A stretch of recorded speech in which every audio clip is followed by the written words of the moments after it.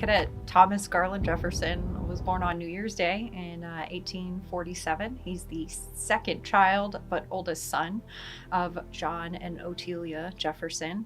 Uh, Obviously, Jefferson is a well-known name in Virginia. He is related to President Jefferson, along with some other prominent families in the Commonwealth of Virginia at that time. And he was born in Amelia County, Virginia, and grew up until he went to VMI on a plantation there. And given who his relatives are, he would have had a pretty comfortable life and been pretty well educated. And then he matriculates at VMI August 1st, 1863.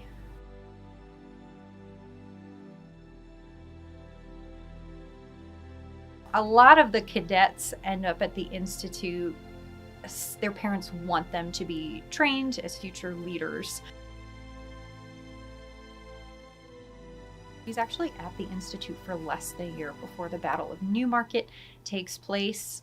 All accounts that we can see, he's an honorable cadet, a good student, seems to be a good friend, and well liked by other cadets.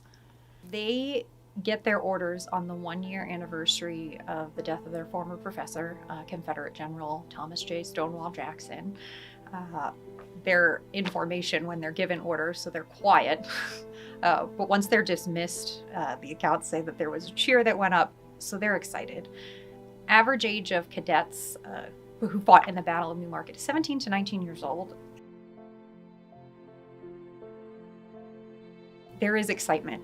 If there was any nervousness, they're not really expressing it to one another. They're looking forward to being put into battle because it's never happened before. Some of them had fought and are attending the Institute, but as a whole, as a unit, they've never fought together in battle, so they're excited for it. I think the assumption is that they are not going to be put into battle. Accounts from even the night before the Battle of Newmarket, Jacqueline Beverly Standard expresses nervousness and says, "I think something's going to happen to me tomorrow." And his friend says, "They're not going to put us in. They've never put us in before. Why would they do it now?" So right up until the end, the cadets are still thinking that they're going to be put on guard duty or cleanup duty. They're not really going to be put into battle. The hope is there, but the expectation really isn't. They're outnumbered. The Confederate forces here are outnumbered at the outset. The cadets are put in because of a gap that forms in the Confederate line, an actual hole due to the terrain here and how the line has formed, and due to the well-trained troops on the Union side blowing a hole in the center of that Confederate line. So before Union forces become fully aware that they could run through that gap, General Breckinridge has no other option, and he has the cadets put into battle.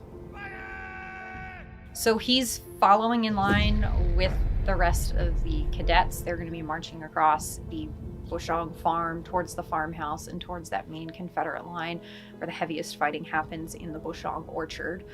He's going to see his friends fall. The first 3 cadets fall between where the museum sits today and the Bushong farm, so he's going to see this happen. There's accounts that one of the cadets, a friend of his, was wounded and that he gives him a canteen strap or something to use as a bandage and likely saves that cadet's life. So in his final moments, he doesn't know this at the time obviously, but in his final moments he is helping a friend as they move forward. So yeah, he's moving with the main line until they get into the orchard, and that's where he is wounded. Jefferson receives a chest wound. Shrapnel from one of the artillery shells is going to hit him in the chest. It seems that he urges his friends forward. Someone tries to stop and help him, and he says, "No, go, keep going." And that's where he is found later. He is found by a good friend of his, Cadet Moses Ezekiel. He's the first Jewish cadet to attend the Virginia Military Institute. He is going across the battlefield looking for wounded cadets, and he finds Cadet Jefferson. Now, Cadet Ezekiel has lost his shoes over the course of the day, but he walks into town, it seems, to get a cart to bring his friend then back to town. So he's walking miles barefoot to take his friend into the town of Newmarket to try to get him aid. The wound he sees is very severe, but it seems that Cadet Moses Ezekiel still has hope that his friend can be taken care of at that point in time and possibly saved. He's with him every single moment. He sits by his bedside and he takes him to the Kleindienst home, where one of their daughters, Eliza Kleindienst, also stays with them, and he tends to his friend for almost 3 days before he passes. So Thomas Garland Jefferson loses his fight here on May 18th, 1864, so just about 3 days after the battle, early in the morning. Cadet Moses Ezekiel is sitting at his bedside, tending to him, trying to make him as comfortable as possible. He, at the outset, does still have hope that his friend is going to pull through, but it becomes apparent that he's not. Jefferson starts to hallucinate in the end, thinking that Ezekiel is his mother. He's asking for his sisters. And then he does ask for a reading from the Bible. He asks Ezekiel to read to him from John chapter 14, and he does that.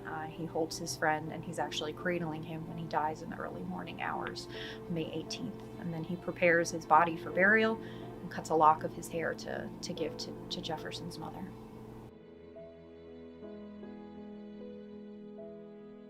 It's a sad story. It impacts a lot of our students that come through here that watch our film and see that. They look at their friends, especially the older students, look at each other and realize it could have been us. Like it could be anybody.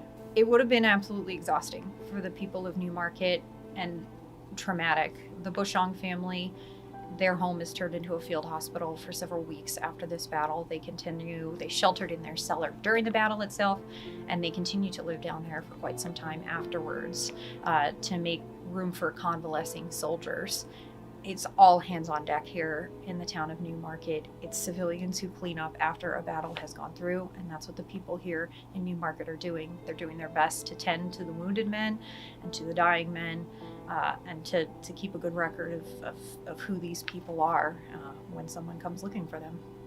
He is buried at the Institute, and it says that he's a private Company B and that he was wounded on May 15th, 1864 and died May 18th, 1864.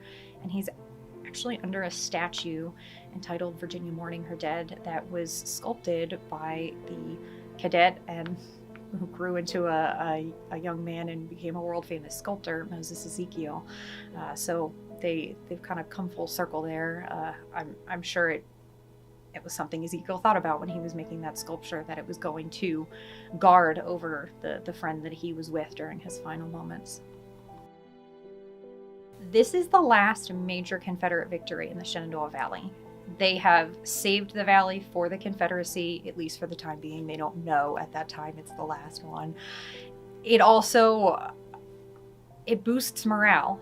The cadets come from well-known families. VMI is well-known in the Commonwealth at that time, and this battle kind of gave this extra oomph. They were celebrated when they went to Richmond, and a lot of them are remembered after the fact for their time at the Battle of Newmarket.